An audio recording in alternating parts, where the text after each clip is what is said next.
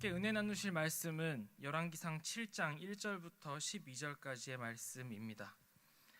오늘 함께 은혜 나누실 말씀은 열왕기상 7장 1절부터 12절까지의 말씀입니다.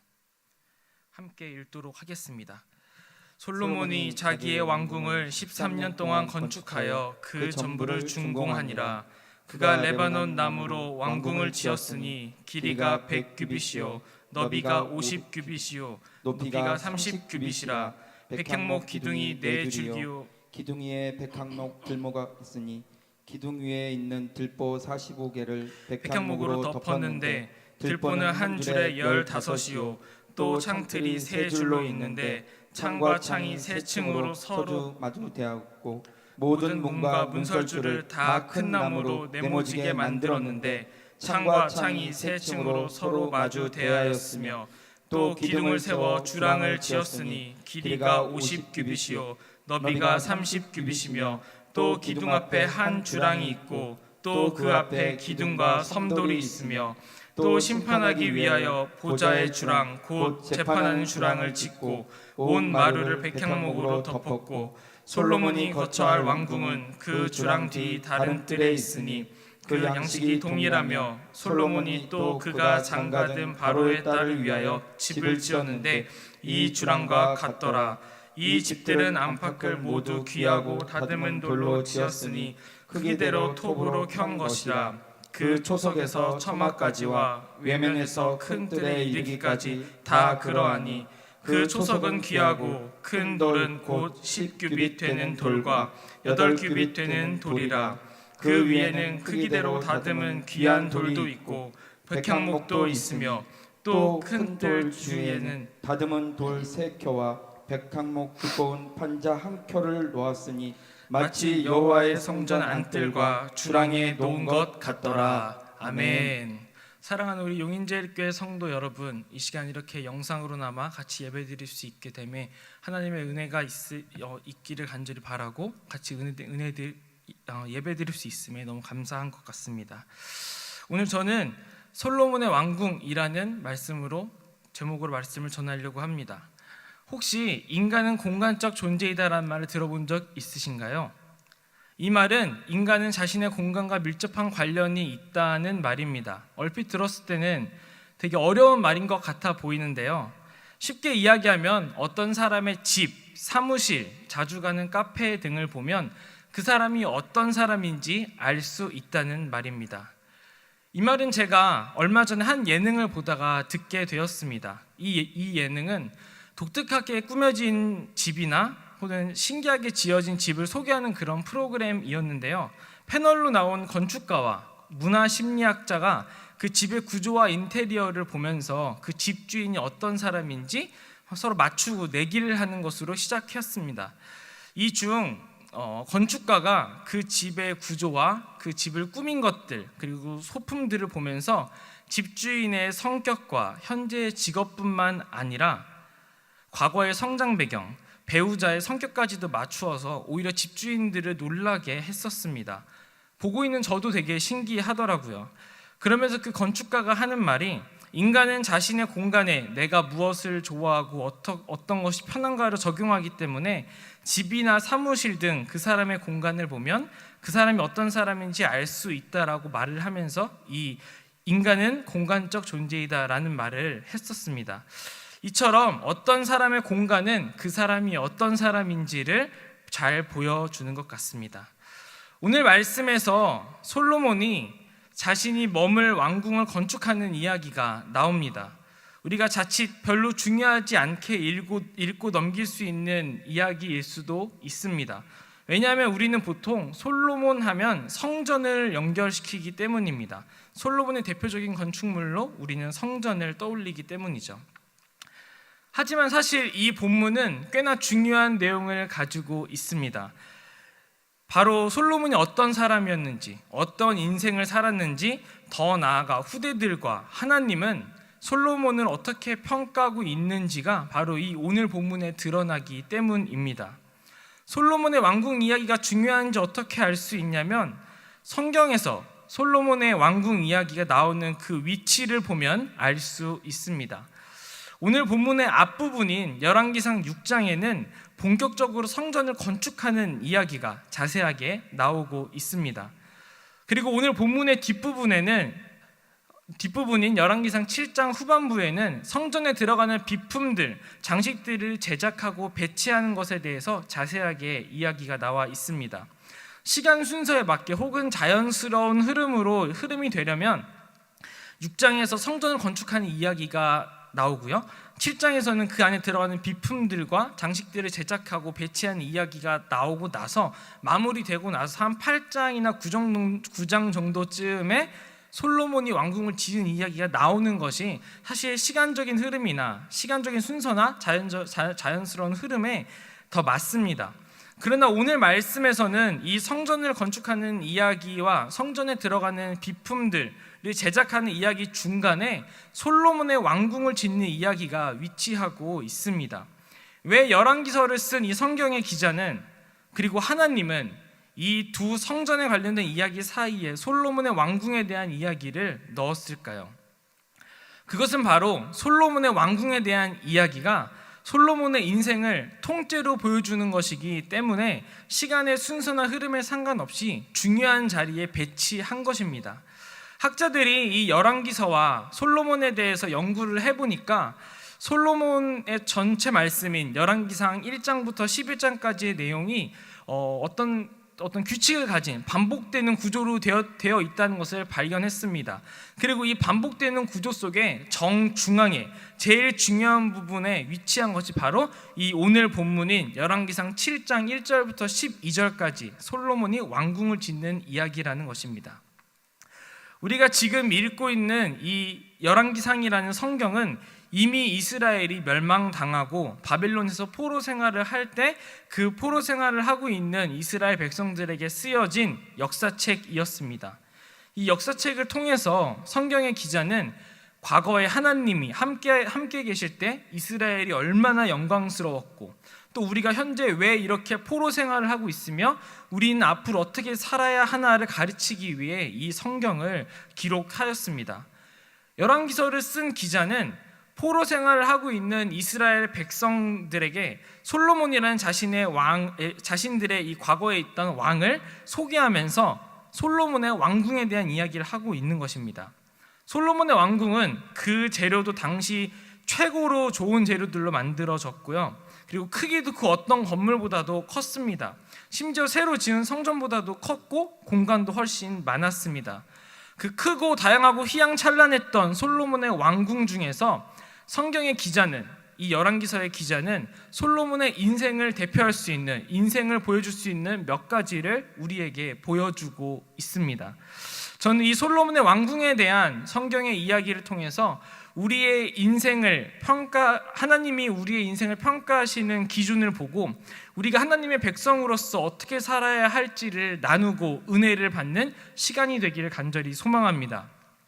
첫 번째로 우리는 언약 안에 있는 복받은 인생임을 기억해야 합니다.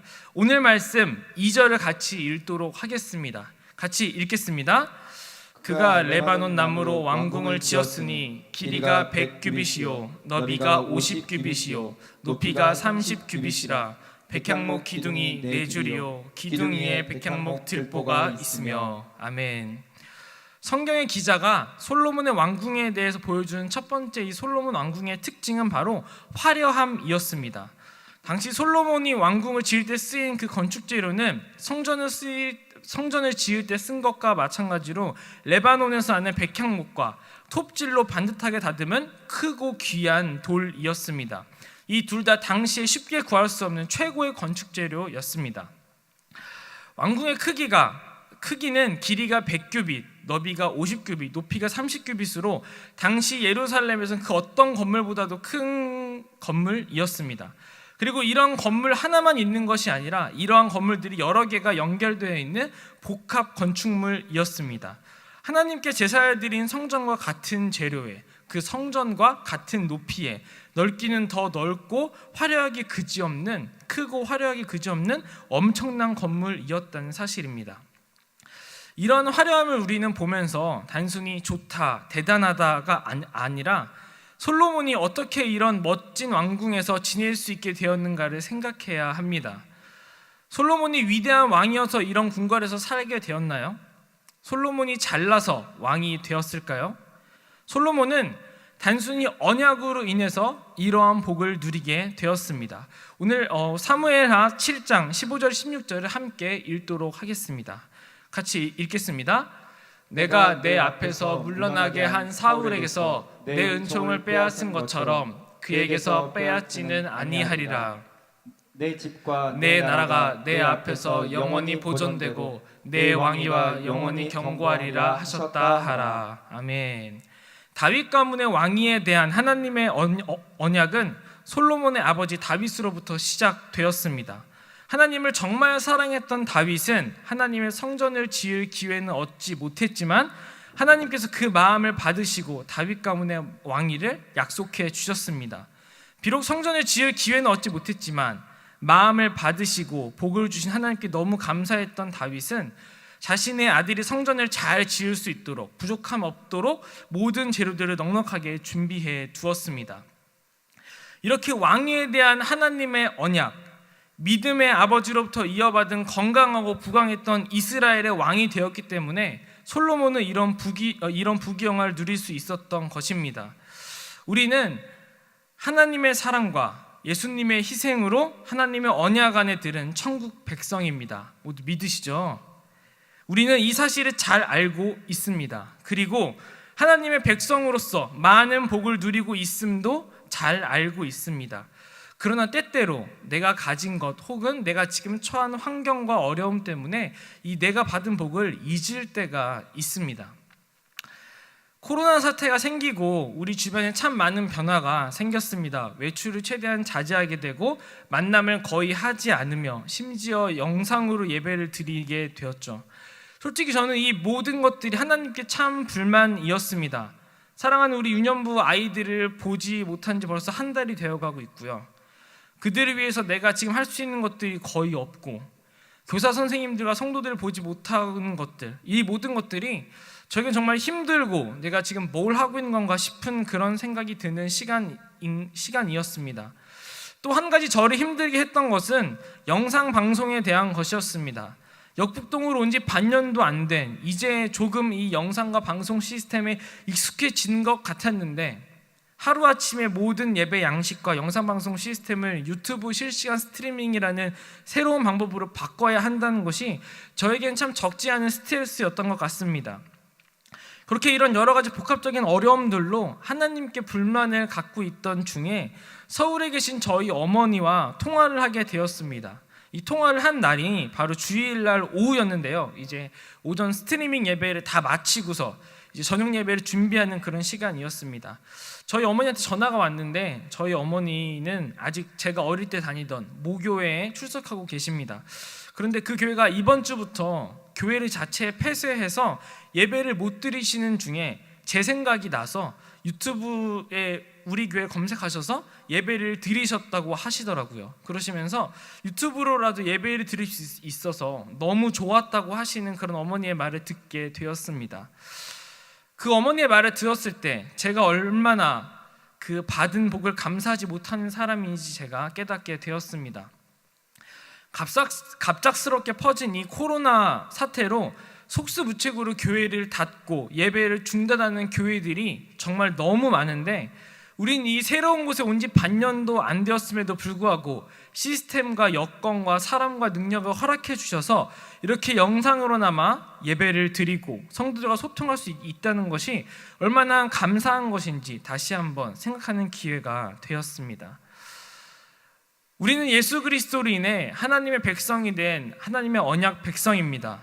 그리고 우리가 현재 누리고 있는 복, 작고 소소한 것이든 크고 엄청난 솔로몬과 같은 그런 복이든 무엇이든지 그것은 하나님께서 우리에게 주신 복이라는 것을 믿으시기 바랍니다. 그리고 어떤 상황 가운데서도 하나님께 감사하는 성도들이 되시길 바랍니다. 솔로몬의 인생이 그가 받은 엄청난 복이 솔로몬이 잘나서 받은 복이 아니라 하나님의 언약 안에 있는 자였기 때문에 받은 것임을 기억하시고 우리도 하나님의 언약 안에 있는 자로서 받은 복을 세어보며 하나님께 언제나 감사하시는 우리 성도님들 되시기를 주님의 이름으로 간절히 소망합니다. 둘째로 우리는 사명을 나의 최우선 가치로 두는 삶을 살아야 합니다. 오늘 말씀 7절을 함께 같이 읽어보도록 하겠습니다. 같이 읽겠습니다. 또 심판을 위하여 보좌의 주랑 곧 재판하는 주랑을 짓고 온 마루를 백향목으로 덮었고. 아멘. 솔로몬의 왕궁은 앞에서 본 것처럼 굉장히 넓고 큰 건물이었습니다. 그리고 자세하게 나와 있진 않지만 3절부터 6절까지의 내용을 보면 많은 기둥과 문과 창문으로 이루어진 매우 복합 공간이었다는 것을 우리는 상상해 볼 수 있습니다. 이렇게 수많은 사람들이 거하면서 일하고 정사를 보는 크고 넓은 이 복잡한 건물에서 성경은 한 공간을 언급하고 있는데, 그건 바로 오늘 말씀에 나오는 방금 전에 읽은 재판하는 주랑입니다. 이곳은 그 이름처럼 왕이 백성들의 송사를 듣고 바른 판결을 통해 하나님의 공의를 실현하는 곳입니다. 우리는 솔로몬과 이 재판하는 주랑을 생각하면서 한 가지 사건을 쉽게 떠올릴 수 있습니다. 바로 한 아기를 두고 서로 자기 아기라고 우기며 솔로몬을 찾아온 두 여인을 재판한 사건입니다. 열왕기상 3장에 나오는 이 사건은 어느 날 두 여인이 한 아기를 안고 서로 자기 아기라고 우기는 것으로 시작합니다. 두 여인이 서로 자기 아기를 품에 안고 누워서 잠이 들었는데, 한 여인이 자다가 뒤척이다가 잘못했는지 자기 아이를 깔아서 죽게 하였습니다. 바로 알았겠죠. 바로 깨서 자기 아이가 죽은 것을 확인한 그 여인은 그 옆에 누워있는 여인의 아기와 자기 아이를 바꾸었습니다. 그리고 다음날 아침에 그 살아있는 아이가 서로의 아기라고 그 두 여인이 싸웠던 것이죠.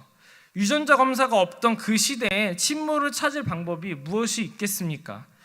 근데 그때 솔로몬은 하나님이 주신 지혜로 완벽하게 친모를 찾아 재판을 하게 됩니다. 솔로몬의 지혜를 단적으로 보여준 대표적인 그 사건이 아마 이 재판하는 주랑에서 일어난 사건일 것입니다. 성경의 기자가 솔로몬의 왕궁을 이야기하면서 굳이 재판하는 주랑을 언급한 이유는 솔로몬이 지혜롭게 백성들을 재판하며 이 나라를 통치했던 왕이었음을 말하기 위함입니다. 우리 함께 열왕기상 3장 7절에서 9절을 같이 읽도록 하겠습니다. 함께 읽겠습니다. 나의 하나님 여호와여, 주께서 종으로 종의 아버지 다윗을 대신하여 왕이 되게 하셨사오나 종은 작은 아이라 출입할 줄을 알지 못하고 왕께서 택하신 백성 가운데 있나이다. 그들은 큰 백성이라 수요가 많아서 셀 수도 없고 기록할 수도 없사오니 누가 주의 이 많은 백성을 재판할 수 있사오리까? 듣는 마음을 종에게 주사 주의 백성을 재판하여 선악을 분별하게 하옵소서. 아멘. 솔로몬이 왕이 되고 나서 하나님을 너무 사랑하는 마음에 하나님께 그 유명한 1000번제를 드리게 됩니다. 그리고 하나님께서 그날 밤에 솔로몬의 꿈에 나타나셨습니다. 그리고 무엇이든지 원하는 것 한 가지를 들어주겠다고 말씀하셨습니다. 솔로몬은 하나님께 여러 가지 고민하던 중에 백성을 재판하고 다스릴 수 있는 지혜를 달라고 하나님께 말했습니다. 하나님은 그 솔로몬의 대답을 매우 기쁘게 받으셨습니다. 그리고 솔로몬이 구하지 않은 장수하는 복과 부귀영화까지 지혜와 함께 주셨습니다.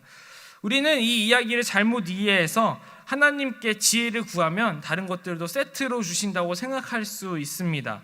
물론 하나님의 백성에게 지혜는 중요한 것이고 우리는 마땅히 구해야 하는 것입니다. 그러나 하나님께서 솔로몬의 대답을 기쁘게 받으신 이유는 지혜 그 자체 때문이었다기보다는 솔로몬의 지혜를 구한 그 이유 때문이었습니다. 솔로몬은 다윗이라는 엄청난 성군의 다음 때를 이은 어린 왕이었습니다. 어린 나이에 이 수많은 백성들과 대신들을 다스리고 그들의 말을 듣고 판단하고 책임지는 일은 그에게 너무나도 버거운 일이었을 것입니다. 그래서 솔로몬은 하나님께 저를 아버지 다윗을 대신해 왕이 되게 하셨는데 전 그만한 능력이 없습니다. 제가 왕으로서 나라를 잘 다스릴 수 있도록 지혜를 주세요 라고 하나님께 간구한 것입니다. 솔로몬은 하나님께서 자신을 왕으로 부르셨다는 사명을 분명하게 알고 있었습니다. 그리고 자신이 왕으로서 사명을 감당하기에 부족하고 그 사명을 감당할 수 있기 위해서 필요한 것이 지혜라는 것을 바로 알았고 그것을 구했다는 사실입니다. 사랑하는 성도님들, 여러분 어떤 사명을 가지고 계십니까? 사명이라고 해서 엄청 거창하고 그런 것이 아닙니다.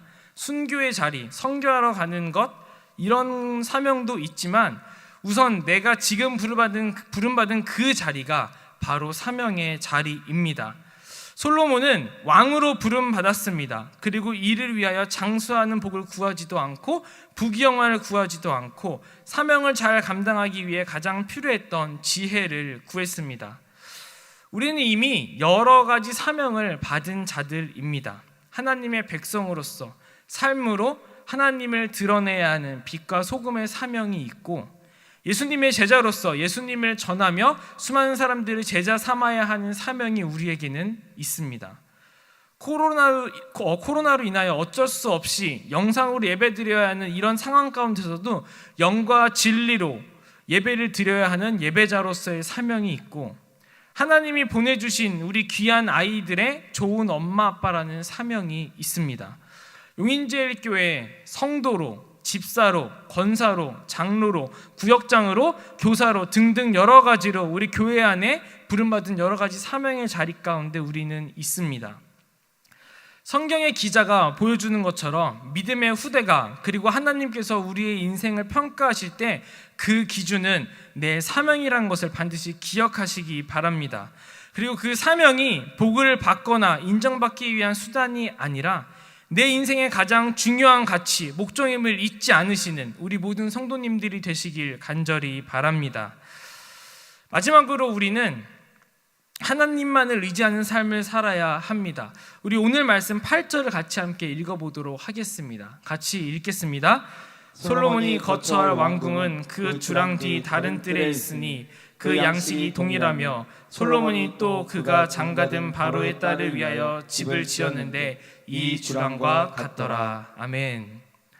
성경의 기자가 솔로몬의 왕궁을 이야기할 때 재판하는 주랑과 함께 한 공간을 더 소개하고 있는데요, 바로 그가 장가든 바로의 딸을 위하여 지은 집이었습니다.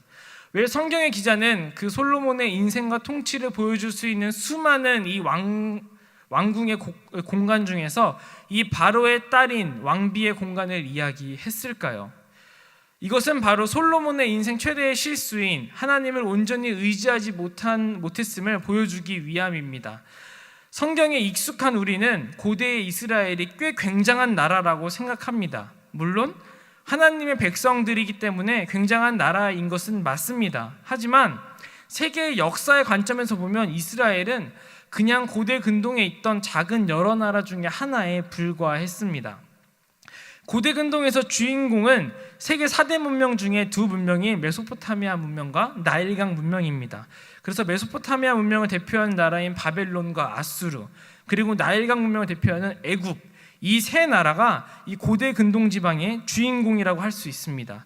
이 세 나라 간의 패권 다툼이 바로 고대 근동의 주된 국제 정세였습니다. 이스라엘은 이 강대국들 사이에 있는 수많은 소국들 중에 하나였던 것이죠.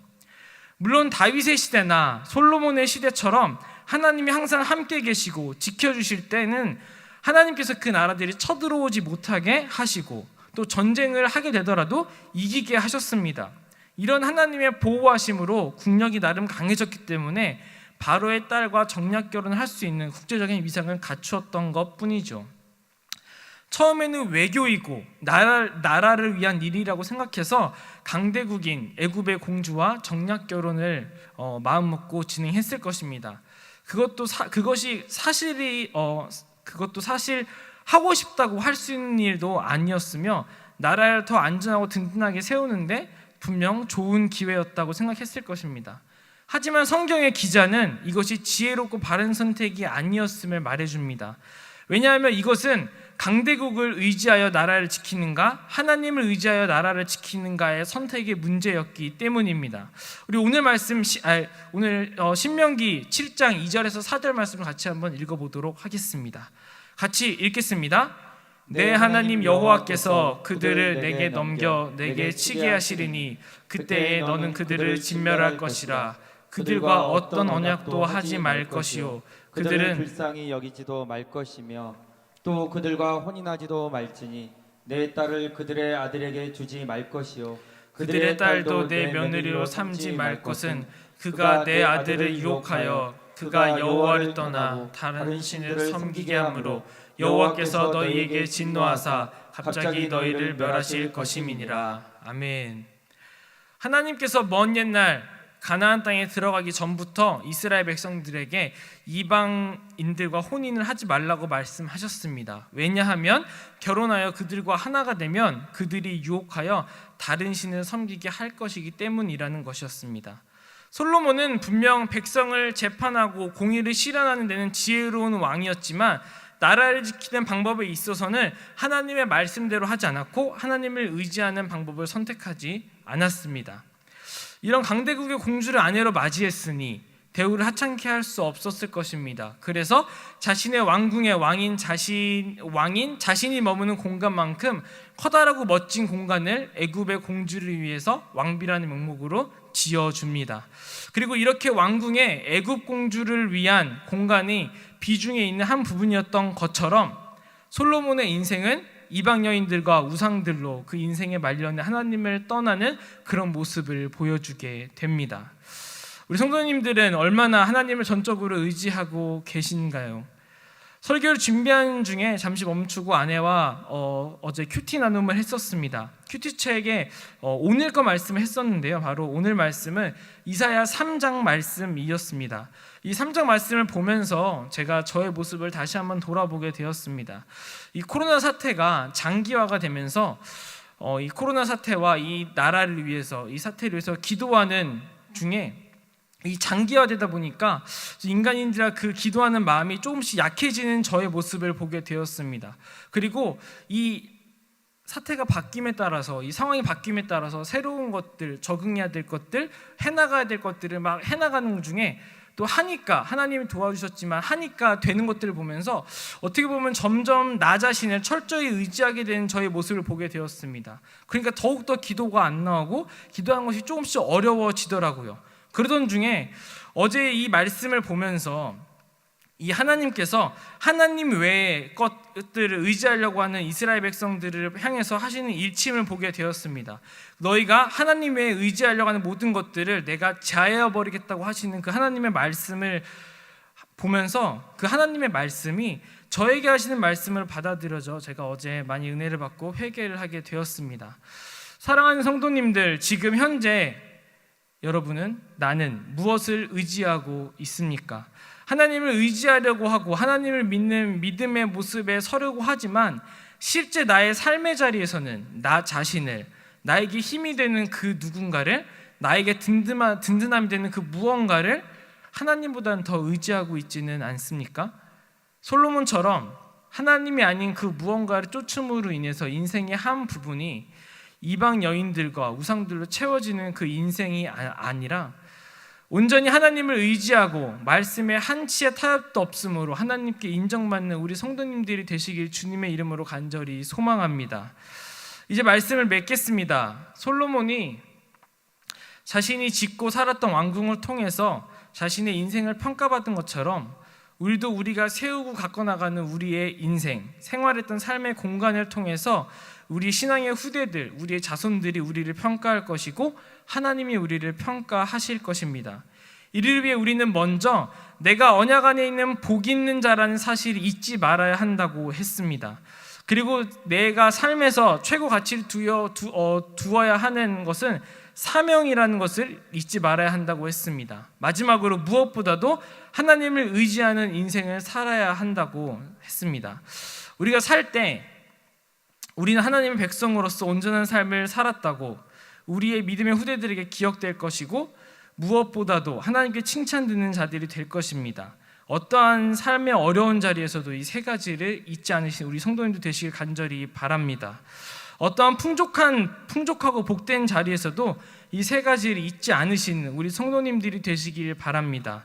내가 언약 안에서 하나님의 복된 자라는 것, 내 삶의 최우선의 가치를 둬야 하는 것이 사명이라는 것, 내가 온전히 의지할 것은 하나님밖에 없다는 것, 이 세 가지를 기억함으로 온전히 하나님의 백성으로 나아가시는 우리 모든 성도님들 되시길 주님의 이름으로 간절히 바랍니다.